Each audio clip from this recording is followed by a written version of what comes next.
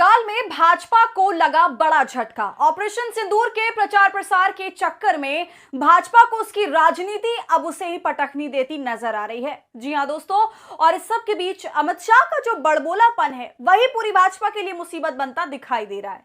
नमस्कार, आदाब, आप देख रहे हैं खबर अड्डा और मैं हूं आपके साथ सुम्बुलीरम।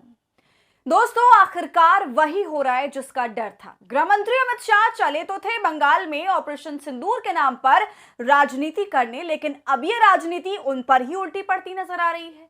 इसके साथ साथ चुनाव से ठीक पहले बीजेपी को बंगाल में एक बड़ा झटका लगता नजर आ रहा है। दरअसल आपको बता दें कि बीते दिनों प्रधानमंत्री के बाद गृह मंत्री अमित शाह ने भी पश्चिम बंगाल का दौरा किया, लेकिन ये दौरा बीजेपी को ही एक झटका देगा और खुद बंगाल बीजेपी में बड़ी बगावत देखने को मिलेगी। इसकी तो कभी किसी ने कल्पना तक नहीं की होगी, लेकिन अब ऐसा होता दिखाई दे रहा है। दोस्तों, सारा मामला भाजपा नेता दिलीप घोष से जुड़ा है, जिनको भाजपा ने अच्छे से इग्नोर मारा। तो पहले आप ये खबर देखिए। पहले सीएम ममता से मुलाकात, अब अमित शाह के कार्यक्रम से दूरी। बंगाल में दिलीप घोष को लेकर अटकलें हुई तेज। आपको बता दूं, दिलीप घोष बीजेपी के कोई छोटे मोटे नेता नहीं है। कई बार इनकी तस्वीरें मोदी अमित शाह के साथ नजर आई हैं, बिल्कुल अगल बगल वाली, लेकिन अब सिनेरियो बदलता नजर आ रहा है। अब दिलीप घोष की तस्वीरें ममता बनर्जी के साथ नजर आ रही हैं, वो भी खिलखिलाती तस्वीरें। वही ममता बनर्जी जिनके बारे में कुछ दिन पहले मोदी से लेकर शाह तक ने ना जाने क्या क्या बोला।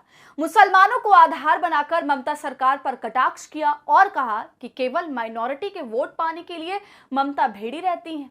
ममता सरकार प्रो मुस्लिम है और एंटी हिंदू है।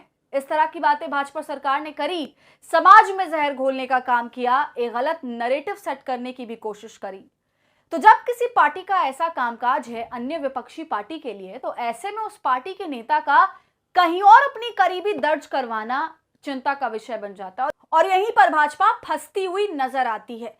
देखिए दोस्तों, इस पर पूरी की पूरी खबर मौजूद है। बंगाल के बीजेपी में बगावत, अमित शाह की रैली और मीटिंग में नहीं दिखे ये दिग्गज नेता, हल्ला हुआ तो खुद खोले सारे पोल।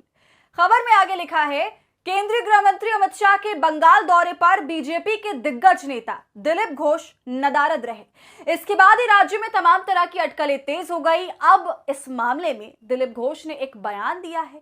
बयान में बताया है कि आखिर वो अमित शाह के कार्यक्रम से नदारद क्यों रहे। ये पहली बार नहीं है जब दिलीप घोष किसी बड़े नेता के कार्यक्रम में नहीं दिखे हैं। इसके पहले वो पीएम मोदी के कार्यक्रम में भी नहीं शामिल हुए थे, जिसके बाद राज्य में राजनीतिक हलचल तेज हो गई और जाहिर सी बात है। तो देख रहे हैं आप दोस्तों, दिलीप घोष इस पूरे मामले के बारे में ये बताते हैं कि उन्हें न्योता ही नहीं दिया गया इस तरह के किसी भी कार्यक्रम में शामिल होने का, जबकि बाकी अन्य जितने भी नेता थे सबके सब शामिल हुए थे, उनको न्योता दिया गया था। इस पर दूसरे बीजेपी नेताओं का यह कहना है कि स्टेट कमेटी के जितने भी नेता थे सभी को अमित शाह के कार्यक्रम के लिए बुलाया गया था। हम औपचारिक रूप से इस बारे में कुछ नहीं कह सकते, लेकिन या तो पार्टी खुद को घोष से दूर कर रही है या फिर घोष जो है वो खुद दूरी बना रहे हैं। दूसरे नेता ने बड़ा संकेत देते हुए बताया है कि आगामी बंगाल चुनाव में भी उनकी सक्रियता बीजेपी के लिए कम होगी। और दोस्तों, इस पूरे मामले की अब जो एक बड़ी बात सामने आई है, या पहले से ही है, वो ये है कि दिलीप घोष जो है वो आरएसएस के बड़े करीबी हैं। इसलिए अब बात ये भी चल रही है कि भाजपा सीधे सीधे आरएसएस से टक्कर ले रही है। जी हां, देखिए, जनसत्ता की खबर में साफ लिखा है, आरएसएस की पसंद बीजेपी में कैसे हुई साइडलाइन। समझिए बंगाल की राजनीति में दिलीप घोष का भविष्य। संघ की पसंद है दिलीप, बीजेपी में पड़े अकेले। अब दिलीप घोष की इतनी चर्चा इसलिए हो रही दोस्तों क्योंकि वे लंबे समय तक संघ के साथ जुड़े रहे, वहीं से उन्हें बंगाल बीजेपी ने चुना था और 2015 से वे पार्टी के अंदर सक्रिय हो गए। 2016 के बंगाल चुनाव में घोष की मेहनत रंग भी लाई और बीजेपी ने विधानसभा में 3 सीटें जीत ली। उसका वोट शेयर भी बढ़कर 17% हो गया। उस चुनाव में दिलीप घोष खुद पहली बार मोदिनापुर सीट से जीत गए। इसके कुछ सालों बाद तक बंगाल को मजबूत करने की जिम्मेदारी घोष के पास ही रही और इसी के बाद सारा खेल बदला।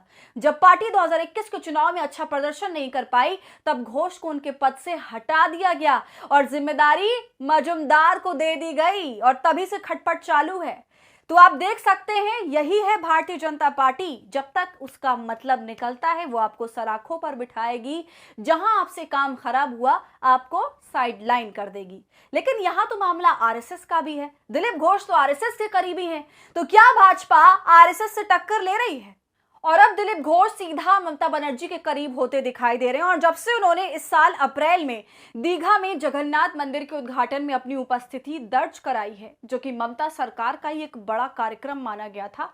ऐसे में दिलीप घोष न सिर्फ बीजेपी में कम सक्रिय हुए बल्कि कहीं और उनकी उपस्थिति भी ज्यादा दिख रही है।